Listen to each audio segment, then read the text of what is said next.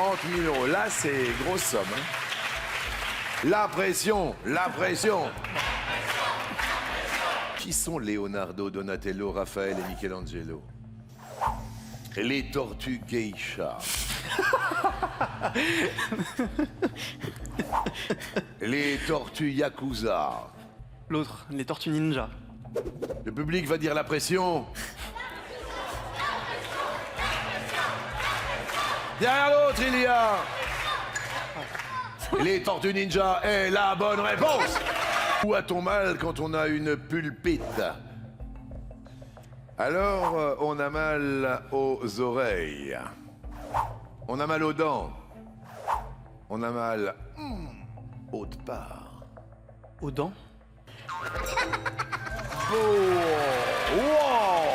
Pour rajouter, évidemment, 30 000 euros à la cagnotte commune, cela voudrait dire que l'on dépasserait, me semble-t-il, les 300 000 euros de cagnotte commune. C'est ça, Z? 303 900 euros, exactement. La série télévisée Camelot, quel surnom Merlin donne-t-il à Arthur secrètement? Le sanglier de Cornouailles, Perceval le Gallois, l'autre.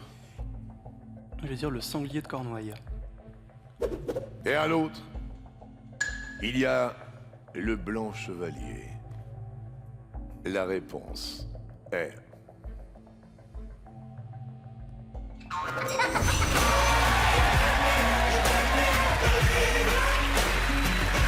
30 000 euros.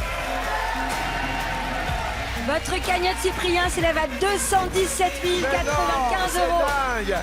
Cipriano, quel instrument de mesure, et non pas de musique, ça aurait été un peu facile, est accroché sous la coupole du Panthéon? Tiens, beaucoup plus touchy, mais apparemment ça a l'air d'aller directement dans votre tête. C'est un pendule. Racontez-nous. En fait, pour avoir un bon pendule, il montre la courbure de la Terre, donc il va dans un sens différent à toutes les heures. Et il permet de faire comme sur un cadran, 1, 2, 3, 4, 5.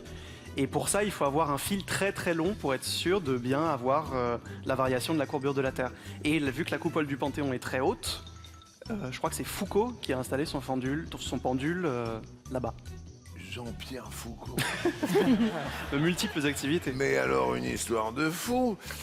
Première possibilité, il y a un pendule ou l'autre. Je veux dire un pendule. Derrière l'autre, il y a un astrolabe. C'est... Eh non, c'est vous hein, qui êtes en forme là en ce moment. Oui, bravo. C'est bien l'astronome et physicien Léon Foucault qui a mené en 1851 une expérience vraiment révolutionnaire au Panthéon, celle de démontrer que la Terre tourne. Et c'est grâce à un pendule suspendu, comme vous le disiez, Cyprien, sous la coupole, Ouais. et sur lequel a été fixé un stylet qui trace sur le sol en sable une saignée qui s'agrandit d'heure en heure et qui révèle les mouvements de la Terre. Et l'astrolabe mesure la distance des étoiles, leur hauteur. Je voudrais qu'on applaudisse quand même ce garçon Ouais, bravo. de 22 ans. Ouais, Badaboum quand même. Hein. super badaboum. Massive Attack de Leeds.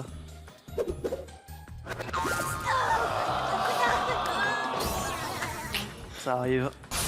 Et 50e émission, on ne déroge pas à la règle. Qui dit rouge dit Sabine et Théodore, en qui remettez-vous votre destin? Je remets mon destin à Sabine. J'étais sûre. Sabine, à votre avis, en quelle année Léon Blum a-t-il formé un gouvernement composé presque uniquement de ministres socialistes? Eh bien, je vais dire le Front Populaire, c'est en 36. C'était Léon Blum. Je vais dire 36, mais est-ce que c'est uniquement de ministres socialistes? Il y a parfois... Qu'est-ce qu'il y a, Cyprien? c'est pas ça. J'attends de voir. Non, c'est pas ça, si souris. C'est très possible que ce soit ça. Je souris parce que c'est émouvant pour moi, une 50e participation. Bah, le principe du Front Populaire, c'est que c'est un front. Oui. Et donc que ce sont plusieurs partis qui se mettent d'accord. Je sais qu'il y a eu des soutiens sans participation, notamment celui des communistes. Oui. Et si jamais Dame Chance me sourit, peut-être que c'était pendant le gouvernement provisoire de la République française en 1946. Ah, Je doute que ce soit pendant l'État français, c'est-à-dire le régime de Vichy en 41. Et 51 m'évoque rien, mais nul n'est infaillible. Peut-être que C'est cette date. Est-ce que vous continuez? Et Cyprien, Léon Blum a formé un gouvernement composé presque uniquement de ministres socialistes en l'année 1900. 46, c'était la bonne réponse. Il était le seul à l'avoir sur le plateau. Il est là et bel et bien là. 50e, Sabine a tout donné. C'est la journée nationale, voire même mondiale du sextoy et ça tombe sur vous. Il fallait bien. Qui est la femme à rayures et à lunettes qui est sur le lit derrière vous? C'est ma sœur. C'est le lit des parents en plus. C'est le lit des parents. Et la question coquine. Allez-y, regardez. La frangine sur le lit des parents. Voilà, ça c'est la sœur. Ça c'est la famille. À quelle fréquence la majorité des Français aimerait-il faire l'amour? Soit 3 fois par semaine, soit l'autre. Je vais être ambitieux et dire l'autre. Ambitieux. Pour dire plus. Genre. 4. Pas beaucoup plus. Ouais, parce qu'après ça fatigue. Ouais. Ah, non, Alors, si c'était moi, j'aurais dit 3. Si c'était mon mari, il aurait dit 7. Chacha, Le Havre. Vous êtes accompagné, Chacha, ou pas? Oui, je suis accompagné en visio par un ami de longue date. C'est pas du tout la question que je vous posais, en fait, Sacha. Accompagné, oula, non, accompagné pas du tout, je suis célibataire. Donc 0 fois. Cyprien, donc, qu'est-ce que vous auriez pensé de cette réponse? J'aurais répondu l'autre en me disant qu'en fait, les gens veulent faire moins que 3 fois par semaine. Ils veulent faire moins que 3 fois par Je semaine. pense que la majorité des Français, en fait, cherchent un rythme plus stable et moins fréquent. Derrière l'autre, il y a 2 fois par semaine. C'est... Eh ben, vous retombez sur vos pieds, mais c'est moins. Et alors là, Cyprien était sur la très bonne piste. Absolument. 59% des Français souhaiteraient avoir des rapports sexuels 2 fois par semaine. Quel jour? Le jeudi et le samedi. Il veut une autre question précise? À très exactement 20h30. Non. Si.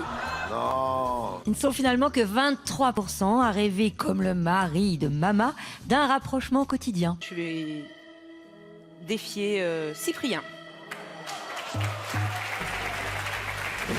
Alors sachez quand même qu'il a fait monter depuis son apparition une cagnotte commune à plus de 270 000 euros. Je veux dire médite. Alors nous allons méditer à ces 4 propositions que l'on découvre ensemble. Un monastère français, un monastère allemand, un monastère britannique, un monastère espagnol. Quel monument très célèbre est perché sur un mont dans une baie du Cotentin? Cyprien. Je vais dire un monastère français. Je crois que c'est le monastère en haut du Mont Saint-Michel. Ah d'accord, Saint-Michel. Le Cotentin, c'est là-bas?